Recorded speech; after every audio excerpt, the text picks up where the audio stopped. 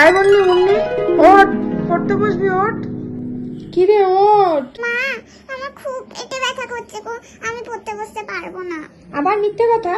না, মিথ্যা কথা বলছি না, আমার খুব পেটে ব্যথা করছে সত্যি।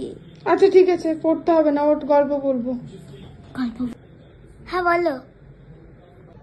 একটা রাখাল বালক ছিল, গরু চড়াতে যেত আর চিৎকার করতো, বাঘ এসেছে, বাঘ এসেছে, আর গ্রামবাসীরা ছুটে যেত তাকে বাঁচানোর জন্য। এদিকে গিয়ে দেখতো কিচ্ছু নেই। একদিন সত্যি সত্যি বাঘ আসছে, আর গ্রামবাসীরা বলছে যে এ তো রোজ দিনই মিথ্যা কথা বলে, থাক, যাবার দরকার। কেউ যায়নি ওকে বাঁচাতে, আর বাঘ এসেছে ওকে গিলে ফেলছে। বল, এই গল্প থেকে তুই কি বুঝলি? এই গল্প থেকে এই বুঝলাম যে যতদিন আমরা মিথ্যা কথা বলবো, লোক আমাদের সাথে থাকবে। যেদিন থেকে সত্যি বলা শুরু করবো, কেউ আমাদের পাশে থাকবে না। বেয়াদব মেয়ে।